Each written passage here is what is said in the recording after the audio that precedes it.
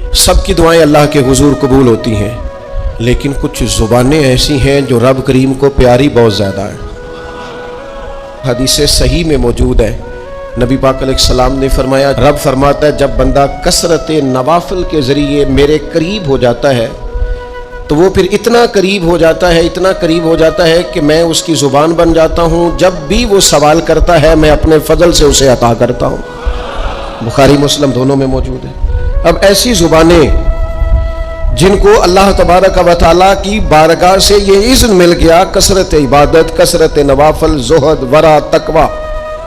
کہ اللہ کے حضور جب وہ عرض گزار ہوتے ہیں تو مالک ان کی دعائیں قبول فرماتا ہے۔ تو اب اگر کسی کو کسی ایسی زبان کی خبر آئی اور اس نے جا کے اس سے دعا کرائی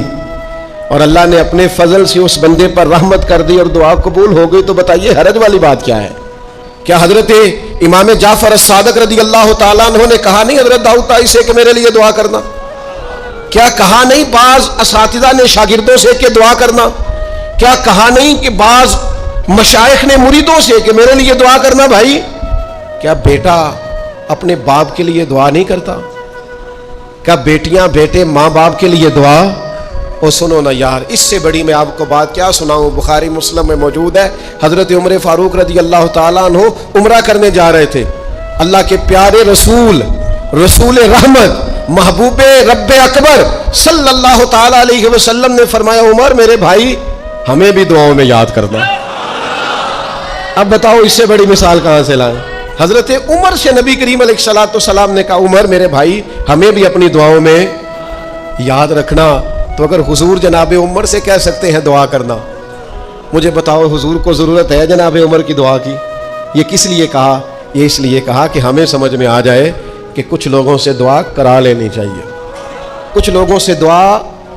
کرا لینی چاہیے، بس اس سے زیادہ جملہ نہیں کہوں گا، کچھ لوگوں سے اپنے حق میں کچھ کہلوا لینا چاہیے، کوئی گواہی اپنے حق میں کرا لینی چاہیے، فائدہ ہوتا ہے، اس کا نفع ہوتا ہے، اس میں بڑے راز مضمر ہوتے ہیں، اس میں بڑے عقدے کھل جایا کرتے ہیں، اس میں بڑی آسانیاں ہو جاتی ہیں۔ میرے عزیز نبی پاک صلی اللہ تعالی علیہ وسلم نے فرمایا جناب عمر سے میرے لیے، حضور فرماتے ہیں اللہ کے کچھ بندے ہیں اگر وہ قسم کھا کے کہے نا یا اللہ ایسا کر دے، یہ بخاری مسلم دونوں میں موجود، وہ قسم کھا کے کہے نا لو اقسم علی اللہ لا ابرہ، وہ اگر قسم کھائیں تو رب ان کی قسم بھی پوری فرما دیا کرتا ہے۔ میرے بھائی محبت کے لیے دل ڈھونڈ کوئی ٹوٹنے والا، کوئی جگہ ایسی تلاش کر جہاں سے دعا مل جائے، جہاں سے کرم ہو جائے، جہاں سے عطا ہو جائے، جہاں سے اللہ کا فضل ہو جائے۔ اور پھر ہمیں بھی چاہیے ہم دعائیں دیتے رہیں، ماں باپ کو چاہیے اولاد کو دعائیں دیتے رہیں، اساتذہ کو چاہیے شاگردوں کو دعائیں دیتے رہیں، مشائخ کو چاہیے عقیدت مندوں کو دعائیں دیتے رہیں، بہن بھائیوں کو چاہیے ایک دوسرے کو دعائیں۔ چلیں آپ آمین کہیں۔ اب آپ نے انکار نہیں کہ سارے دعا مانگے، یا اللہ ہمارے بھائیوں کو ہم سے زیادہ عطا فرما، یا اللہ بھائی کو ہم سے، یا اللہ بھتیجوں کو زیادہ عطا فرما، بانجوں کو زیادہ عطا فرما، اللہ محلے داروں کو زیادہ عطا فرما، پڑوسیوں کو زیادہ عطا فرما۔ یہ مانگو نا دعائیں، اس میں بھلا ہے، اس میں نفع ہے۔ اب جنہوں نے پریشان ہو کے آمین کا ہے وہ خوش ہو جائیں گے۔ نبی پاک علیہ السلام نے فرمایا جو دعا تو کسی کے لیے مانگتا ہے اللہ پہلے تیرے حق میں قبول فرماتا ہے۔ لوگ خوش ہو گئے آپ لوگ۔ او بھائی دعا مانگو کسی کے لیے، بد دعا نہیں کرنی، کسی کے لیے بھی بد دعا۔ ہمارے ہاں نا ایک بہت بڑا طبقہ جذباتی لوگوں کا ہے۔ ہمارے ایک استاد کہا کرتے تھے جذباتی لوگوں سے دوستیاں نہیں کرنی چاہیے، جذباتی لوگوں سے تعلقات نہیں بنانے چاہیے، اس لیے کہ جس بندے کا اپنے اوپر کنٹرول ہی نہیں تو وہ کسی کے حق میں کیا کرے گا۔ وہ کہتے تھے جذباتی لوگوں سے بچو۔ او بھائی ہم بڑے جذباتی ہو جاتے ہیں، ذرا سی شدت آئی نہیں گھر میں لڑائی، اور لڑائی بھی کس سے؟ گھر والی سے، بد دعائیں شروع کر دی، اپنے آپ کو بد دعائیں دیں۔ لڑائی کس سے ہو رہی ہے؟ بہن بھائیوں سے، بد دعائیں شروع کر دی۔ ماں باپ سے لڑائی ہوئی، بد دعا دے رہے، اور بڑی بڑی تلخ ہو کے، بڑی بڑی سخت ہو کے۔ او بھائی آپ کیوں ایسے جملے کہتے ہیں، کیوں سخت لفظ بولتے ہیں؟ صحیح مسلم میں حدیث ہے، نبی پاک علیہ السلام نے 3 چیزوں کا نام لے کے فرمایا نہ اپنے آپ کو بد دعا دینا، نہ اپنی اولاد کو بد دعا دینا، نہ اپنے مال کو بد دعا دینا۔ ایسا نہ ہو کہ جب تم وہ دعا کر رہے ہو تو وقت قبولیت کا ہو۔ کبھی بھی اپنی اولاد کو، اپنے آپ کو، اپنے اموال کو بد دعا نہ دو، کیوں ایسے جملے بولتے ہو؟ یعنی غصے اور جلال میں بھی جب اپنے بچے کے لیے بات کرو تو پیار والی بات کرو، غصے میں، جلال میں، جذباتیت میں بھی بہن بھائیوں کے لیے، گھر والوں کے لیے، اپنے لیے بات کرو تو محبت والی بولی بولو، کبھی بھی اپنے لفظوں کو سخت نہ کرے۔ ہمارے ہاں 1 منٹ لگتا ہے، لوگ کہتے ہیں اللہ کرے میں مر جاؤں، اللہ کرے میں تباہ ہو جاؤں، اللہ کرے میں، او بھائی تو ٹھہر جا، اللہ تعالیٰ نے زندگی تجھے اپنے فضل سے عطا فرمائی ہے، تجھے کیا مصیبت بن گئی ہے، تو کہاں سے نکلا ہے، تو کہاں پہنچ گیا ہے، تو کیسے کہتا ہے میں مر جاؤں؟ تو اپنی جان کا مالک ہی نہیں، تو مالک ہوتا تو اپنی مرضی کے خاندان میں پیدا ہوتا، اپنی مرضی کی تاریخ کو پیدا ہوتا، اپنی مرضی کے ملک میں پیدا ہوتا، تو اپنی جان کا مالک ہی نہیں۔ مالک تو وہ ہے جس نے اپنی مرضی کی جگہ پہ پیدا کیا ہے، اپنی مرضی کا وقت دیا ہے، تو کیسے کہتا ہے میں مر جاؤں؟ نہیں، تو مر سکتا، اپنی مرضی سے مرے گا تو خودکشی حرام ہے، رب رسول کے راستے میں مرے گا تو شہادت کی موت نصیب ہوگی، ہمیشہ کی زندگی ملے گی۔ وَلَا تَقُولُوا لِمَن يُقْتَلُ فِي سَبِيلِ اللَّهِ أَمْوَاتٌ۔ لہذا جذباتی ہو کی بد دعائیں کرنا اور سخت بد دعائیں کرنا، میرے ابا جی بھینس کو بد دعا دینے سے بھی منع کرتے تھے، اور میں کبھی کبھی حیران، جب ہم نے یہ حدیثیں پڑھی نا بعد میں کہنا سا یار یہ ان پڑھ بندے نے کتوں سبق لیا آج، جانور کو، بھینس کو، وہ کسی وقت وہ تنگ آتے نا تو کوئی سخت لفظ کہتا تو کہتے نا بھائی مال نو بد دعا نہیں دئی دی، تو اس وقت تو مطلب سمجھ نہیں تھی کہ یار مطلب مال نو بد دعا نہیں دئی دی، ایڈی کیڑی میرا مطلب ہے، مشکل ہے ان بندہ ماجی نو بھی مندہ نہ آکھے۔ لیکن وہ جب روایات پڑھی بعد میں تو سمجھ آئی کہ کچھ علوم کتابوں میں ہیں، اور چونکہ مسلمان سینہ بسینہ آ رہے ہیں تو کچھ تربیتیں ایسی ہیں جو لفظوں میں تو نہیں، لیکن بڑے بوڑھوں نے جو سنا سیکھا ہے وہ اپنے پلے سے باندھا ہوا ہے، انہوں نے اپنی گرہ سے اچھی طریقے سے کر کے باندھا ہے۔ بد دعا نہیں، آپ دعا کریں، آپ اچھے لفظوں میں، اور کوئی بندہ مل جائے نا، میں ویسے میں نے کئی دفعہ کہا ہے پھر کہتا ہوں، آج کل نا کوئی میرے جیسے بندے کو چلو اونچی کرسی پہ بیٹھتا ہے، نماز پڑھاتا ہے، پگڑی باندھتا ہے، تو کوئی بندہ نیک سمجھ ملے تو دعا نہیں کراتا، فوٹو ہی لیتا ہے۔ پہلے لوگ دور سے آتے تھے تو آ کے کہتے تھے دعا کرانے آئے، اب وہ کہتے ہیں بڑی دور سے چل کے آیا ہوں جی، بڑی مہربانی، تو کہتے ہیں ایک فوٹو مل جائے گی۔ اللہ کے بندے، ہم دعا دے رہے ہیں تو فوٹو لے رہا ہے۔ پھر ایک اور گل آج کل بڑی عام ہے، وہ کہتے جی ذرا یادگیری رہندی ہے، تو میں کہ غوث پاک دی تے کوئی فوٹو نہیں، سانو تے ہر ویلے یاد رہندے نے، کوئی فوٹو نہیں، ہمیں تو کبھی نہیں بھولے، خواجہ اجمیر کی کوئی فوٹو نہیں، ہماری نس نس میں آباد ہے، امام اعظم ابو حنیفہ کی کوئی فوٹو نہیں، لیکن ہم تو حنفی ہیں، ان کا نام لے لے کے جیتے ہیں۔ میرے حضرت صاحب کے ساتھ کوئی فوٹو نہیں، جرت ہی نہیں تھی، اتنے قابل ہی نہیں تھے کہ ساتھ کھڑے ہو سکے، وہ میرے گھر کبھی نہیں آئے، اور میں سمجھتا تھا گھر اس قابل بھی نہیں کہ اتنی بڑی ذات کو میں کہوں کہ تو میں کو جیتے دل بر سونا، اور کتنا سونا، او سونا تے رج کے سونا، تے سونا جی میں سویرا، میں کو جاتے رج کے کو جاتے کو جا جی میں ہنیرا، کبھی اتنی ضرورت ہی نہیں کی، اتنی طاقت کے ساتھ کھڑے ہو کے کہیں کہ میں تیرے برابر ہوں تو فوٹو بنا، اتنی ضرورت کبھی ہوئی نہیں، لیکن کیا کریں، دور بدلا، حالات بدلے، زمانہ بدلا، طور طریقے بدلے۔ وہ کبھی لوگ مشائخ کے پاس دعائیں لینے جاتے تھے، کہتے تھے ہم آئے ہیں کوئی دعا کر دیں، وقت بدل گیا، 30 سیکنڈ کی ویڈیو رہ گئی، او خدا کے بندو تھوڑا سا روحانی زندگی کی طرف آؤ، روحانی زندگی کی طرف، او بھائی دعائیں کرائیں، اپنے لیے گواہیاں پکی کریں، اپنی والدہ سے، اپنے والد سے، اپنے دادا سے، اپنے نانا سے، اپنی نانی سے، اپنی دادی سے، اپنے بہن بھائیوں سے، اپنے دوستوں سے، اپنے مرشد سے، اپنے استاد سے دعا کراؤ، ان سے کہو ایک دفعہ میرے لیے ہاتھ اٹھا دے اللہ کی بارگاہ میں صحیح روایت پیش کرتا ہوں، میرے نبی کریم نے فرمایا تھا عمر فاروق سے، سیدنا عمر سے،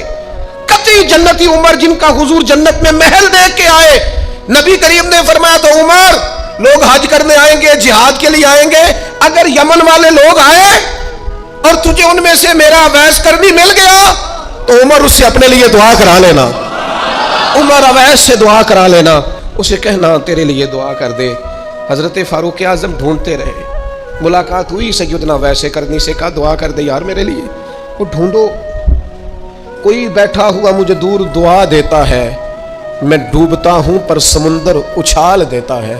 او بھائی اپنے حق میں دعائیں، التجائیں اللہ کے حضور۔ کچھ لوگوں کی عرض، میں آپ سے عرض کروں، کچھ لوگوں کو دعا لگ جاتی ہے، آپ کو جو آدمی بڑا چمکتا دمکتا اجلا نظر آئے نا، اس کا کبھی ماضی ٹٹولوگے نا تو کبھی کوئی اس کے گھر سے روٹی کھا گیا تو فقیر اور اس نے ذوق سے کھلائی تھی، کبھی پیچھے سے ٹٹولوگے تو کوئی روٹی کھا کے دعا کر گیا تھا، کوئی چند گھڑیاں دروازے پہ رہا تھا، اس نے نیکی کی تھی، دعا کر گیا تھا، کبھی ٹٹولوگے ڈھونڈو گے تو بیمار ماں نے کسی کو دعا دی تھی کہ پتر اللہ تیرے اوپر فضل کرے، کسی کے بوڑھے باپ بیمار نے دعا دی تھی اللہ تجھے کسی کا محتاج نہ کرے، کسی نے دعا دی تھی، وہ دعا ہے جو اس کے دائیں بائیں آگے پیچھے چلتی ہے۔ حضرت مولا علی شیر خدا رضی اللہ تعالیٰ عنہ گرمیوں میں بھی موٹے کپڑے پہن کے پھرتے تھے، لوگوں نے کہا حضور سخت گرمی اور پھر آپ تو بڑے دلیر آدمی، جوان اور گرمیوں میں بھی موٹے کپڑے؟ فرمانے لگے نبی کریم نے دعا دی تھی کہ اللہ علی کو موسم کی شدت سے بچا کے رکھنا، موسم کوئی بھی ہو علی پہ اثر ہی نہیں کرتا، شیر خدا پہ اثر ہی نہیں ہوتا، موٹے پہن لوں پتلے پہن لوں، اللہ میرے جسم کو موسم کی شدت سے محفوظ رکھتا ہے۔ اپنے لیے دعائیں سمیٹ چکروں میں نہ پڑھیں، وہ جی سب کی اللہ سنتا ہے، کس نے کہا نہیں سنتا؟ لیکن کچھ ایسے ہیں جو ہاتھ اٹھا دینا تو رب کریم قبولیت سے فرماتے ہیں دیر نہ کرنا، ذرا جلدی جانا، قبولیت سے اللہ کہتا ہے۔ کچھ ایسے ہیں جو ہاتھ اٹھا دینا ہاتھ تو اللہ تعالیٰ مرحوم خورشید گیلانی سے اللہ تعالیٰ ان پر فضل کرے، کچھ تھوڑا ربط رہا، انہوں نے نا ایک جملہ اپنی والدہ کے لیے کہا تھا، کہنے لگے میری اماں ان پڑھ تھی، اپلے تھاپتی تھی اور ان کا آنچل دوپٹہ بھی کئی دفعہ میلا رہتا تھا، پر مرحوم گیلانی صاحب کہتے ہیں میری ماں کبھی میلا دوپٹہ بھی سامنے کر کے اللہ سے میرے لیے رحمت مانگتی تھی تو مجھے لگتا تھا مالک نے فضل فرما دیا۔ بھائی اپنے لیے رحمت اپنی والدہ سے، والد سے، بوڑھوں سے، بزرگوں سے دعائیں لیں، کچھ دعائیں ایسی ہوتی ہیں جو کرم کر دیتی ہیں، جو آسانی۔ اور ایک دوسرا پہلو بھی ہے، کبھی کسی بندے کو اتنا تنگ نہ کرنا کہ وہ اتنی تکلیف میں آئے کہ وہ خود تو کچھ نہیں کر سکتا، ماڑا ہے، لیکن پھر وہ رات کو اپنے رب کی بارگاہ میں بیٹھ کے کہے کہ تو حاکم و عادل ہے مگر تیرے جہاں میں ہے تلخ بہت بندہ مزدور کے اوقات۔ پھر ایسا نہ ہو غریب ہے، ماڑا ہے، خود تو کچھ نہیں کر سکا، پھر اللہ کی بارگاہ میں تیری شکایت کرے، ایسا نہ کرنا۔ میرے نبی پاک علیہ السلام کے درویش صحابی تھے حضرت سعید بن زید رضی اللہ تعالیٰ عنہ، فقیر فاقہ مست، حضرت عمر رضی اللہ تعالیٰ عنہ کے قریبیوں میں سے تھے۔ ایک عورت نے الزام لگا دیا زمین کے قبضے کا۔ میں کیسے آپ سے کہوں کہ جب لوگ کسی ایسے شخص پر جس نے زندگی ساری دیانتداری سے گزاری ہو، لوگ الزام لگاتے ہیں نا تو یہ بھی نہیں سوچتے ہم بات کس کے بارے میں کر رہے ہیں، کھلی ہوئی زبان ہوتی ہے، جو مرضی کہہ دیتے ہیں۔ حضرت سعید ابن زید پر الزام لگا دیا، اتنا بڑا آدمی محبوب کا صحابی، اور عورت نے الزام لگا دیا۔ اور جب اللہ والے بد دعا دیتے نہیں، لیکن جب کوئی تکلیف اتنی دے، کلیجہ پھٹ جائے، پھر بندہ کیا کرے؟ وہی بات کہ اب وہ کچھ کہہ نہیں سکتے تھے، ایک عورت پر کس طرح کوئی بات ہو سکتی تھی؟ دونوں ہاتھ اللہ کی بارگاہ میں اٹھائے، یہ صحیح حدیث میں موجود، دونوں ہاتھ اللہ کے حضور اٹھا کے عرض کرنے لگے مالک اگر یہ عورت جھوٹی ہے نا تو پھر اسے اندھا کر دے اور اس کی قبر اس کے گھر میں بنا دے۔ صحابہ فرماتے ہیں کہ حضرت سعید ابن زید کا تو وصال ہو گیا، زمانہ گزر گیا، لیکن ہم نے پھر اس بی بی کو اندھا ہوتے دیکھا ہے، پھر اس کے گھر میں کنواں تھا اور ہم نے اسے اپنے ہی گھر کے کنویں میں گر کے مرتے ہوئے بھی دیکھا ہے۔ اس لیے کہ جب آپ کسی کو تکلیف دیتے ہیں، جب آپ ستاتے ہیں، جب آپ وہ بات کرتے ہیں جو اس بندے میں موجود نہیں ہے، جب آپ جھوٹ بولتے ہیں اپنے نفس کی تسکین کے لیے، جب آپ زیادتی کرتے ہیں صرف اپنی انا کے لیے، تو پھر بعضوں کا دعائے ضرر نکلتی ہے منہ سے، دعائے ضرر، اور یہ رد عمل کے طور پر نکلتی ہے۔ نبی پاک رحمت للعالمین ہے، لیکن جب حضور گزرے نا ایک دن طواف بیت اللہ شریف کر کے تو کفار نے پھبتیاں کسی، بار بار بلا بلا کا، ایک طواف بھی حضور نے کر لیا، دوسرا بھی کر لیا، تیسرا بھی، اور پھر انہیں اوجڑیاں ڈالی، کئی تکلیفیں دی، تو اس وقت حضور نے پھر دعا کی تھی اے اللہ گن لے ان لوگوں کو، گن مالک ان بندوں کو، یہ اتنی تکلیف دیتے ہیں۔ حضرت صدیق اکبر فرماتے ہیں وہ جن کے لیے محبوب نے اس دن دعا کی تھی وہ چن چن کے بدر میں قتل ہوئے، سارے گن گن کے وہ لوگ قتل ہوئے۔ کیوں ہم کسی کو اتنا ستائیں کہ اس کے منہ سے پھر ایسے جملے نکلیں جو ہم سے سنبھالے نہ جا سکے؟ حضرت سعد بن ابی وقاص، بخاری مسلم دونوں میں حدیث، حضرت عمر نے انہیں کوفے کا گورنر بنایا تھا، حاکم بنایا تھا۔ کچھ لوگ حسد کی وجہ سے نیک لوگوں پر تنقید کرتے ہیں، اپنے ذاتی حسد کی وجہ سے اللہ کے بندوں کو ستاتے ہیں، پھبتیاں کستے ہیں، زبانیں کھولتے ہیں، اور رب فرماتا ہے جس نے میرے ولی سے دشمنی کی میرا اعلان جنگ ہے. حضرت فاروق اعظم رضی اللہ تعالیٰ عنہ نے حضرت سعد بن ابی وقاص کو حاکم بنایا کوفے کا. تو کچھ لوگوں نے شکایتیں کی تو حضرت عمر نے کہا جاؤ پتہ کرو جا کے معلومات کی. تو ہر بندہ کہنے لگا اتنا اعلیٰ تو بندہ ہو ہی نہیں سکتا جتنے حضرت سعد بن ابی وقاص ہے. ایک بندہ کھڑا ہوا صرف ایک. وہ کہنے لگا نہ تو یہ جہاد میں جاتے ہیں, نہ مال غنیمت صحیح تقسیم کرتے ہیں, نہ یہ عدل و انصاف کرتے ہیں. 3 شکایتیں اس نے لگائیں. حضرت سعد بن ابی وقاص چونکہ زندگی ساری محنت کی تھی, جہاد کیا تھا, ساری زندگی انصاف میں گزاری تھی, دل ٹوٹ گیا. اللہ کی بارگاہ میں عرض کرنے لگے مالک اگر یہ ریاکاری کے لیے کہہ رہا ہے نا, یہ باتیں جھوٹ بول رہا ہے, تو پھر اس نے 3 الزام لگائے ہیں تو میں 3 دعائیں کرتا ہوں اس بندے کی عمر لمبی کر دے, اس کا فاقہ بڑھا دے اور اسے فتنوں میں مبتلا کرنا میرے مالک. یہ دعا نکلی حضرت سعد بن ابی وقاص کی زبان سے. صحابہ اور تابعین فرماتے ہیں وہ بندہ اتنا بوڑھا ہو گیا. حضرت سعد بن ابی وقاص تو وصال کر گئے, بڑی شان سے دنیا سے گئے, لیکن وہ اتنا بوڑھا ہو گیا کہ اس کی بھویں جھک گئی تھی. اور فاقے کا یہ عالم تھا کہ فاقہ ختم ہی نہیں ہوتا تھا,